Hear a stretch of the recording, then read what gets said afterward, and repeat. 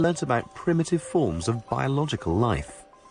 This reminds me of early organisms that had eyes, so things like snails, trilobites, even woodlice that we get in our gardens. They're very, very simple eyes, but they're photoreceptive. They go toward or away from light, and that's the similar sort of thing here, isn't it?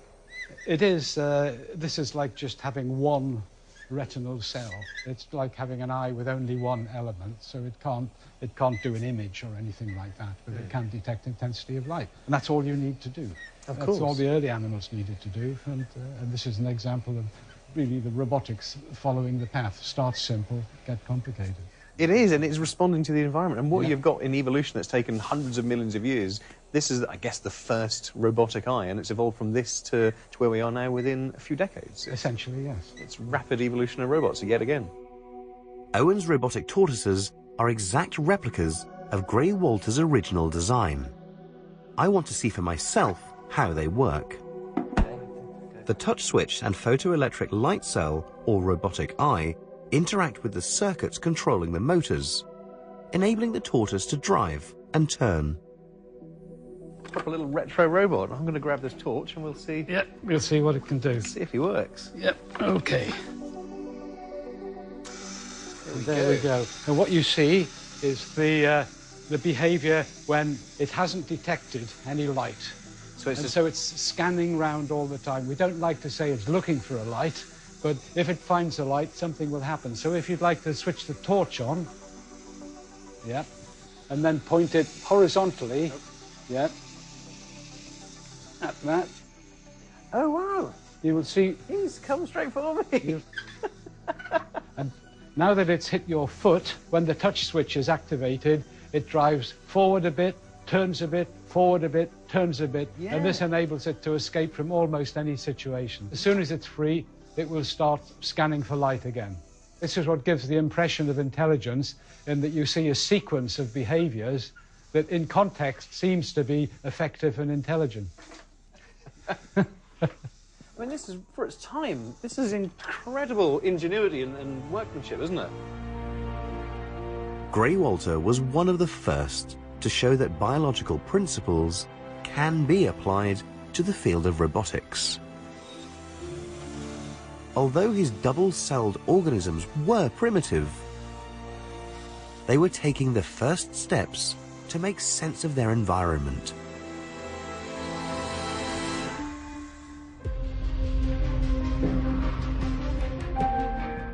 I want to know how far this technology has evolved. How close are robots to making sense of the world around them? And can we trust their decisions? This is quite literally a life and death issue for all of us, because it's starting to play out on our roads. I'm not the most confident road user at the best of times, but today I'm having a very different driving experience.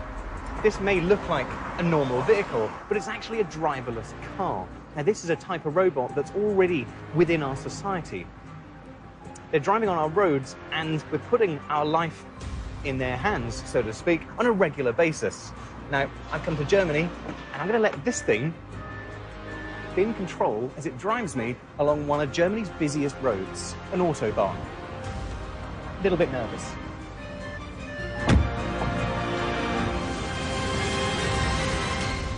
So this is my first time driving on the left side of a car.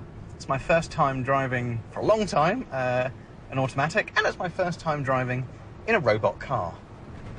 It's a day of firsts.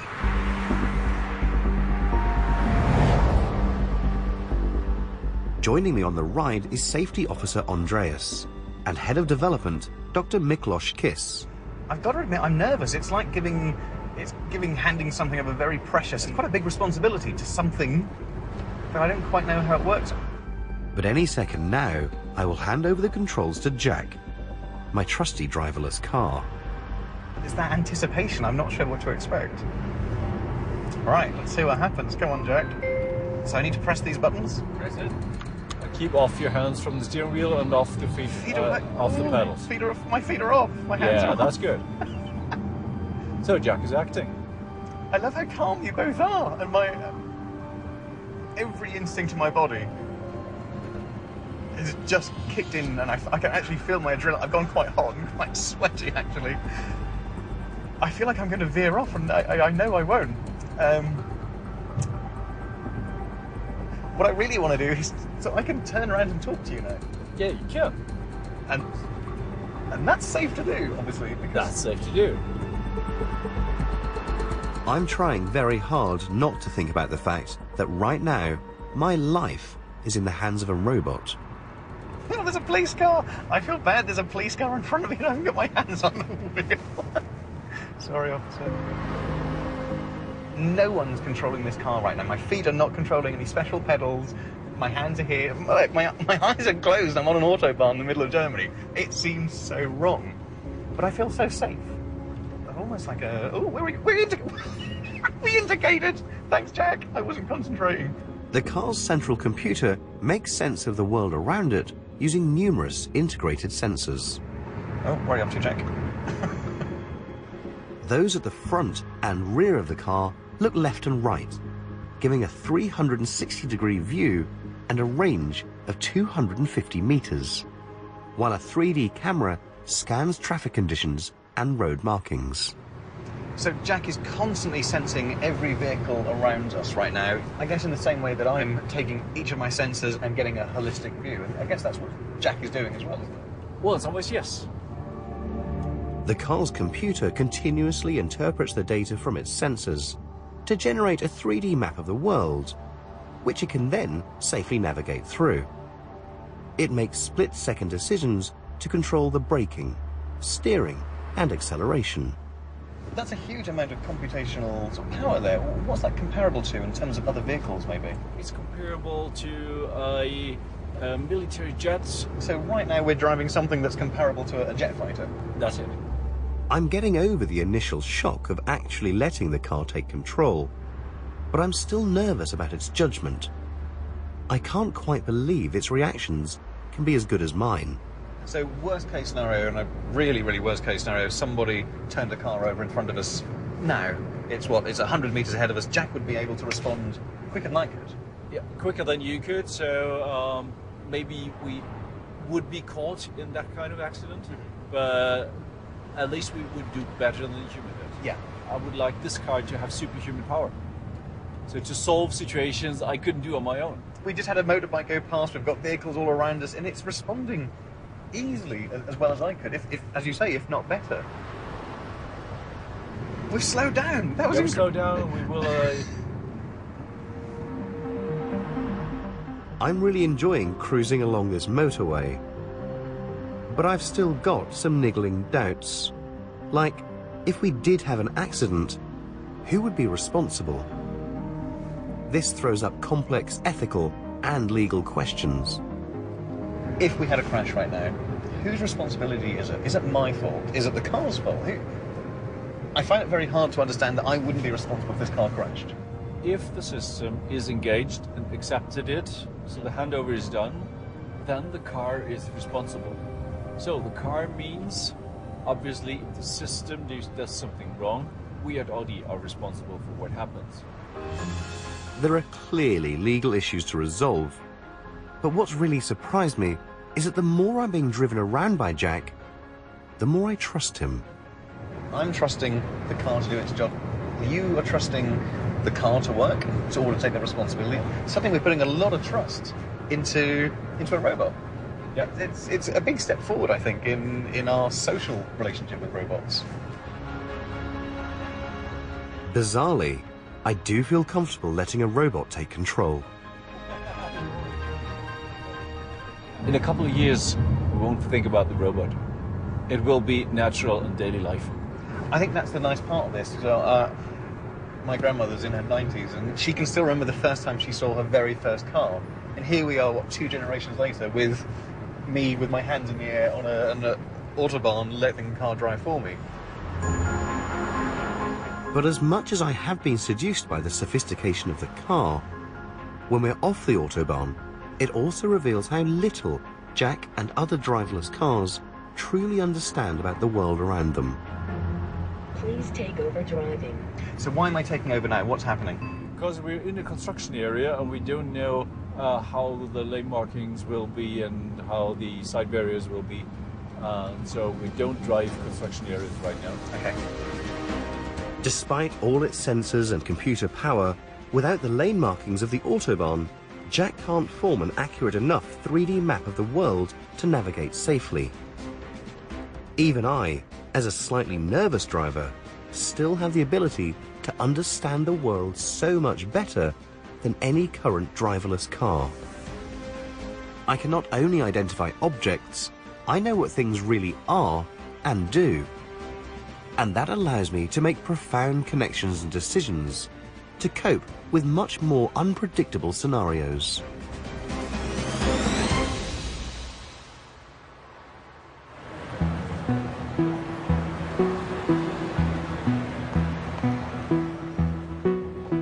Despite the robot car's limitations, I was still amazed to see how far and how fast robots have evolved their ability to make sense of the world. And I wonder if one day it will be possible for robots to understand it in the same way we do. Can they grasp the true meaning of things and develop a sense of self to become individuals? Yeah? You're going to wave at me now, aren't you? Could they even become conscious? For humans, the key to our understanding of the world is our ability to learn. To discover what happens when you try to get a robot to learn for itself, I've come to a lab in Japan. What have we got going on in here? So this is one of our most exciting projects. It's a robot that can learn. Awesome. Can you tell me about the autofocus of this camera? Things have changed a lot since point and shoot. Parameters, what sort of... This 80s-looking throwback is called RoboV. Okay. For this experiment, Professor Dylan Glass has set RoboV a challenge. Can it learn to be a camera shop salesperson? Can you tell me about the autofocus of this camera? The software has been redesigned so that it's a lot more responsive. So right now we've got this little robot with one of your colleagues. Yeah, so the robot's playing the role of the shopkeeper, and it's presenting information about the different cameras. And now the thing that we've been exploring lately with this is that the robot can actually be proactive. So it's not like, Siri or something. It's not answering questions. It's proactively offering things or suggesting things as well. Have you used the Clarin before? No, I haven't. The software has been redesigned so that it's a lot more responsive. Oh, wow. That's very cool. Some people think it's a bit heavy, but that is what you get when you buy a top-end camera. To interact with customers and explain camera functions, RoboV is reacting independently.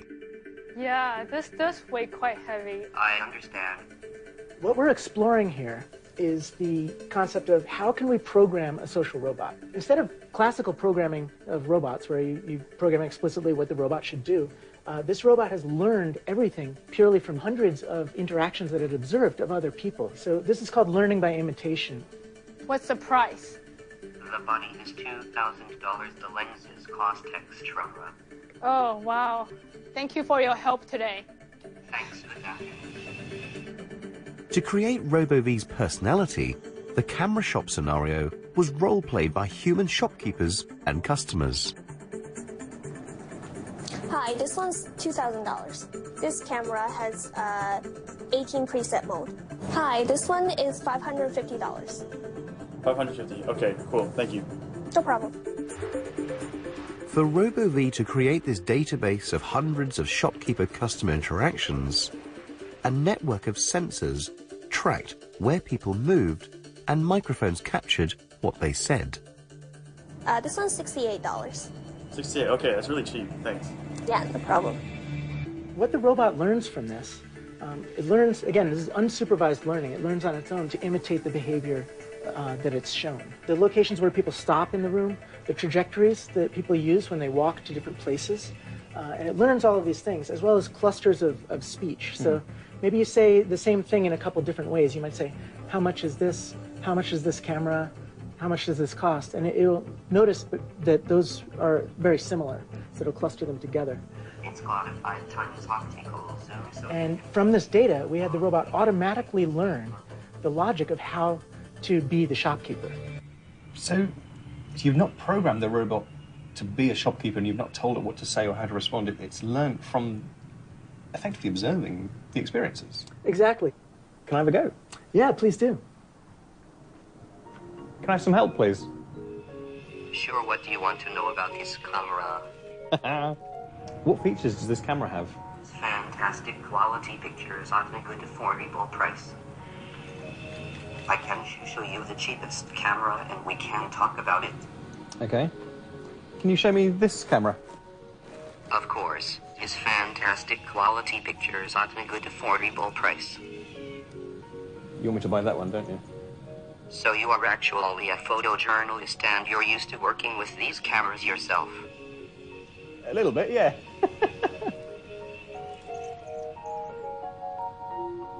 I'll come look at that one then. Basically, the standard shutter speed goes up to 30 seconds, but then in bulb mode you can keep the shutter open for as long as you choose. I love this little robot. He's brilliant. What's most surprising about my chat with RoboV is that this almost feels like an actual conversation I would have with a real shopkeeper. So this really is a little robot that's behaving just as we would in a quite a complex social situation, in a real world situation. So this is, I think, a very powerful concept because it can scale up. If we can capture data of how people interact in the real world on a large scale, we can use that big data to train robots to do very natural interactions. Well, instantly, the applications there are massive. Not only, well, as shopkeepers, but right across the board. You've got medical professions or healthcare and everything. Now, the real challenge is this balance between how controllable is the robot and how much does it learn on its own. So sometimes the robot does things we're not sure why it does it.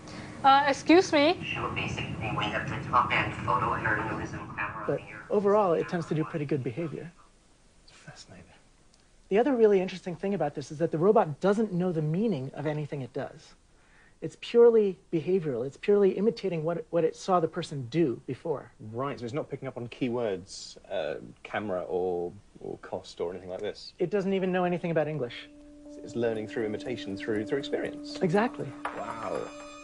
What sort of pictures you What's blowing my mind is RoboV's behavior is so human-like that I really believed it had learned to understand what I was saying. But even if it didn't, does that really matter? It could still sell cameras. As we move forward, it becomes a philosophically interesting problem because now we're really reflecting on how do we learn, how do we think, and how do we, ascribe semantic meaning to things and structure, things in the world. And these machine learning techniques have provided a very interesting lens through which to view the way we do our own thoughts. So in the future, I think that these learning systems are really a part of us, right? Technology is always a part of who we are and a part of our identity. And this is going to allow us to grow in ways we've never been able to grow before. It's an extraordinary idea that in trying to teach robots to learn human cognitive abilities, we may also learn more about how we think ourselves. The key to this may be to teach robots not to simply mimic our behavior, but to develop a conceptual understanding of the world for themselves, so they can generate human-like thought and behavior spontaneously. I've come to Plymouth University's Centre for Robotics and Neural Systems to meet a team of scientists that is trying to do just that. Their robot is called iCub. There he is. This is the iCub. The famous little iCub. And I say little, I mean, it's astounding just how much he resembles, or I keep saying he already, a small child. At 1 meter tall and weighing 22 kilos, iCub not only looks like a child, but learns like one too. Angelo Cangelossi, Professor of Artificial Intelligence and Cognition, is his guardian. It's almost like a 2-year-old child, and in fact, like a 2-year-old child, we are going to teach it the name of objects, one word at a time. That's what children do between 1.5 years of age and 2 years. You say teach, how does it learn? And what's it got in there somewhere? The robot has a simulated brain, and as the brain of a child is able to associate, to learn the correspondences between the sound of a word and the picture of an object. iCub is equipped with cameras to see, microphones to hear, and even smart skin to touch. The information it gathers from the stimuli around it is fed into an artificial neural network, a computer system inspired by the human brain. iCub is not simply mimicking human behavior, it is trying to discover for itself the relationships between what it can see, what it can hear, and what it can touch, just like a child. I want to see how it learns. Right, okay, iCub, let's put the ball there so you can see. Learn ball. I like to learn. This is a ball. Okay, brilliant. Let's try another one. What have we got here? Okay, iCub. Learn cup. I like to learn. This is a cup. Well done. Right. Okay, so we've taught iCub 2 new objects. How do I know if he's actually learnt this or not? Let's ask him to name them. Right, okay. So you show an object, you can then ask for the name. What's this? It should be a cup. It is a cup. Well done. Okay. I'm going to really test him and see if he can find the one I'm asking for. I'm going to put him close enough. Okay, iCub. Find cup. Okay, now I'm looking for a cup. Oh, his eyes are moving, his head's moving. Yes. And he's tracking the cup. He's not interested in the ball. Try to show the ball also. He doesn't care. He wants... Oh, he likes his the eyes, cup. he wants the cup. He's not interested in the ball whatsoever. This is because he had learned to do the 2 objects, and therefore it's following what we ask it to do. This is incredible. So we've literally just taught this cute little robot. A 2-year-old robot, the names of objects, like a 2-year-old child. As toddlers interact with the world around them, they learn from one experience to the next, making connections between what they can see and hear to form the basis of context and meaning. These become the building blocks of intelligence and reasoning. But there are things which are harder. You can recognize a cup because of its shape and its color. You can recognize a ball, again, because of a different shape compared to a cup. But what about teaching a robot or a child to understand the number 1 and number 2? How would you do this? 1, 2, 3. And like us, the more we learn, the more complex the tasks we can tackle. Oh, he's looking as well. 1.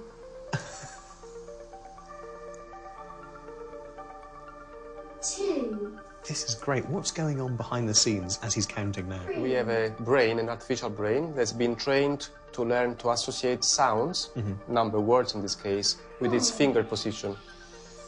By doing this, the robot is actually able to use its body to learn that there are sequences which are fixed. For example, 1 comes before 2, 2 before 3, and so on. I guess that's why iCub is so special, because you've got that wonderful integration between the cognitive capability up in here, but also that physical embodiment. You've got the 2 things combined, haven't you? This really shows why a body is important for a robot, the same way a body is important for a child.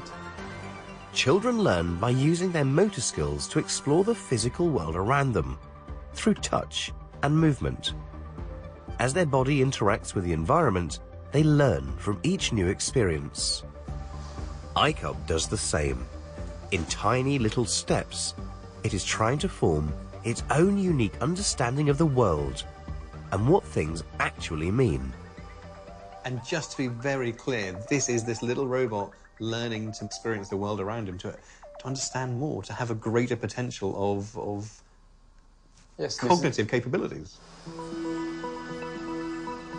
Where do you see robotics like iCub in a generation or 2 generations' time? Will iCub have grown up and gone to university and gone and learned about the world around him? I can see this in the longer term.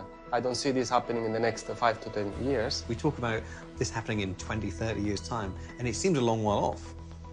We've been evolving for tens of millions of years, and you've got this little entity that's learning about the world around it now, and it's going from a blank slate to this seeing, interactive, responsive little unit. I think that's both the exciting point and the scary point with robotics. But at the same time, we are in control, so we are determining the evolution of these systems. For now.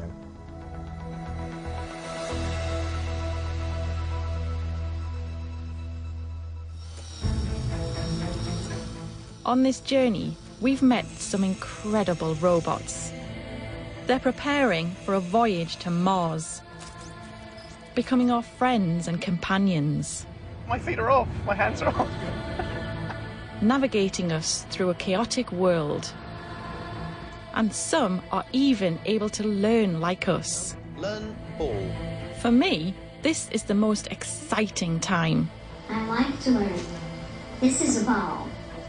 We are living right at the moment when robots start to gradually piece things together, the first tiny scraps of meaning to create their own unique understanding of the world and themselves.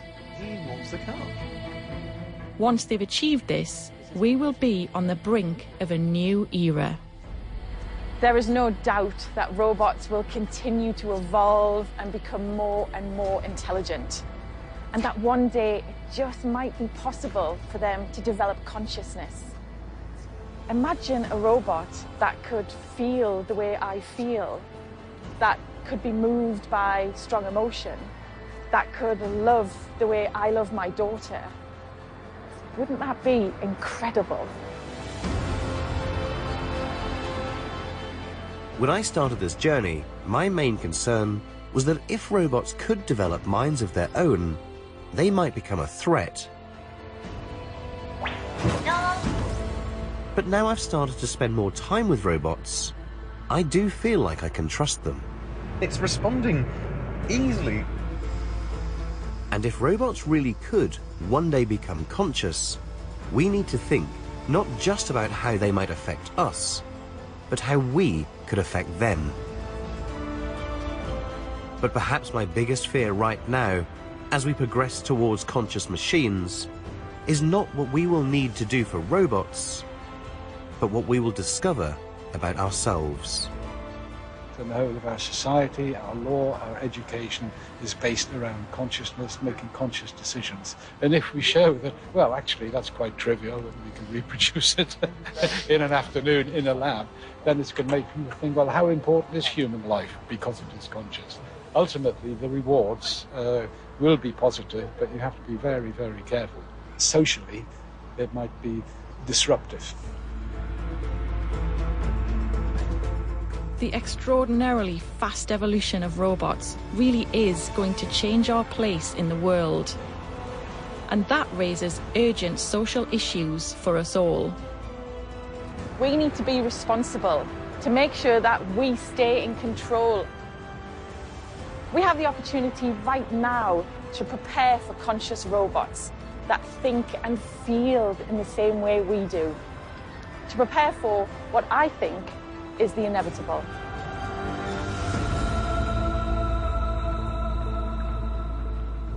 Investigate the past, present and future of robots and their effects on our lives. Go to the address on screen and follow the links to the Open University.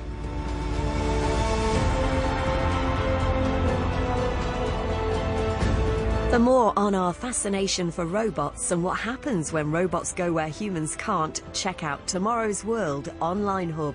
Now, Quiz continues in 20 minutes, a story from the Blitz. But our first vignette comes from 1967 and a debonair gent with a racy past.